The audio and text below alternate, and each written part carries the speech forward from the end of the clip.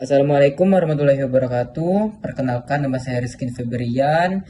Di sini saya akan membahas hasil presentasi kami tentang pengaruh kualitas layanan dan harga terhadap kepuasan pelanggan Warkop Gen Z.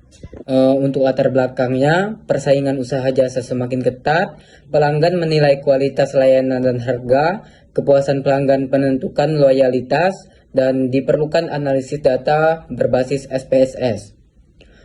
Untuk rumusan masalahnya, pengaruh kualitas layanan terhadap kepuasan pelanggan, pengaruh harga terhadap kepuasan pelanggan, perbedaan kepuasan berdasarkan jenis kelamin. Tujuan penelitian ini untuk menganalisis kualitas layanan, dan kedua menganalisis harga, dan yang ketiga menganalisis perbedaan gender.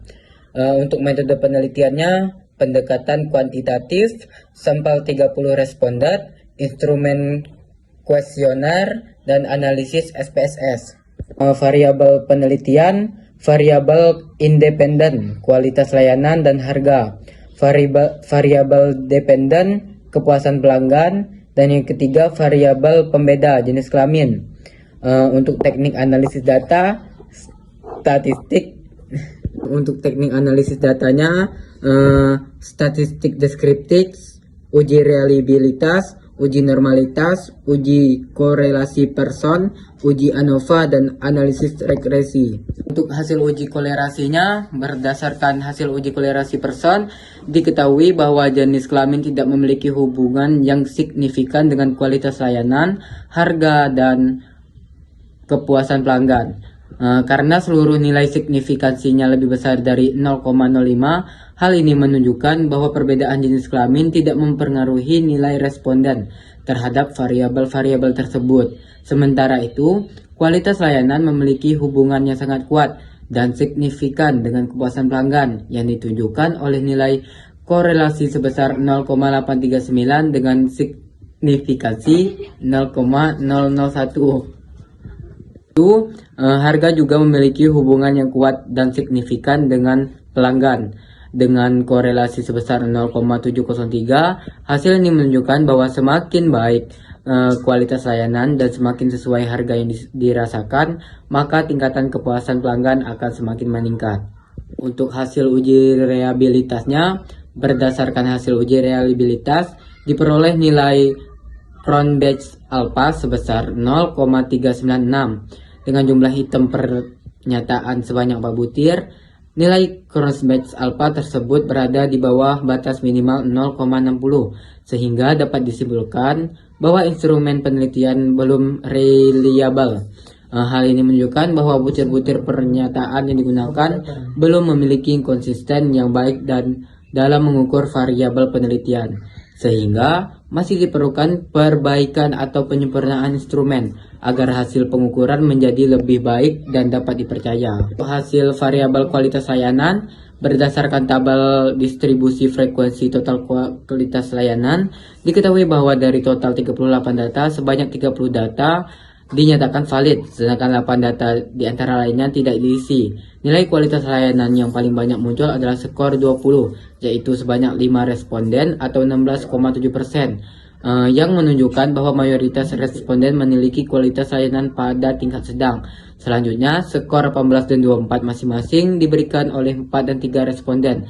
Secara kumulatif, sekitar 56,7% responden memberikan penilaian hingga skor 20, yang mengindikasikan bahwa sebagian besar responden menilai kualitas layanan berada pada kategori cukup baik.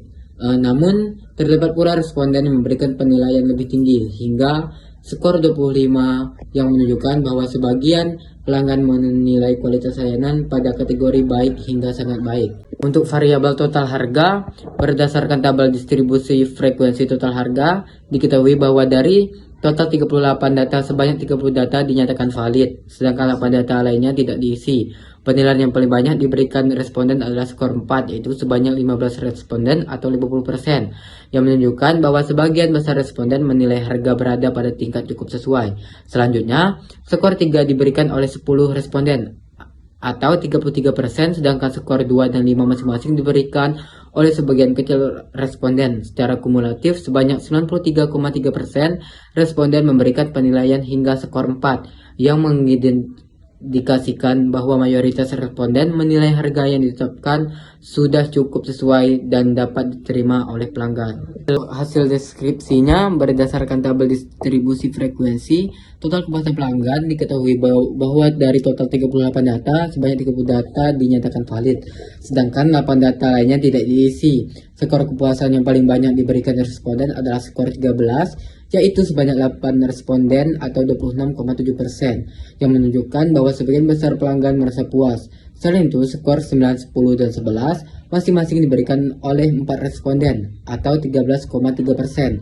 Secara kumulatif, sekitar 63,3% responden memberikan penilaian hingga skor 11, yang mengindikasikan bahwa mayoritas pelanggan telah merasa cukup puas hingga puas terhadap layanan dan harga yang diberikan. Dengan demikian, dapat disimpulkan bahwa tingkat kepuasan pelanggan secara umum berada pada kategori cukup puas hingga puas.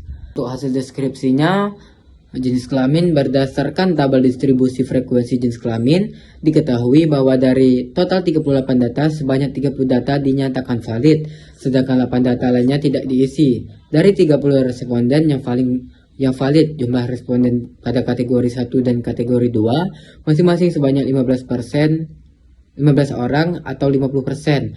Hal ini menunjukkan bahwa komposisi responden berdasarkan jenis kelamin dalam penelitian ini seimbang, karena tidak ada kategori yang lebih dominan dibandingkan kategori lainnya.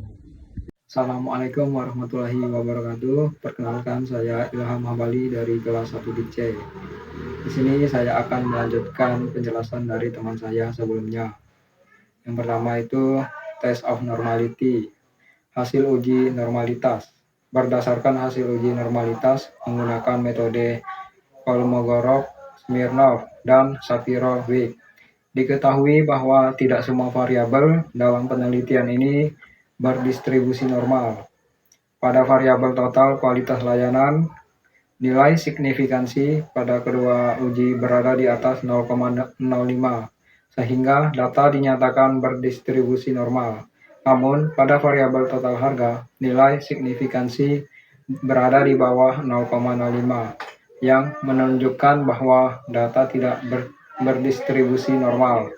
Selanjutnya, pada variabel total kepuasan pelanggan, hasil uji juga menunjukkan nilai signifikansi di bawah 0,05, sehingga data dinyatakan tidak berdistribusi normal. Dengan demikian, dapat disimpulkan bahwa secara keseluruhan data dalam penelitian ini tidak sepenuhnya berdistribusi normal, sehingga dalam analisis selanjutnya perlu dipertimbangkan penggunaan metode analisis statistik yang tidak mensyaratkan asumsi normalitas. Baik, selanjutnya hasil uji homogenitas. Berdasarkan hasil uji homogenitas varians menggunakan uji Levene, diketahui bahwa seluruh variabel dalam penelitian ini memiliki nilai signifikansi di atas 0,05 pada variabel total kualitas layanan, total harga, dan total kepuasan pelanggan. Baik pengujian berdasarkan mean, median,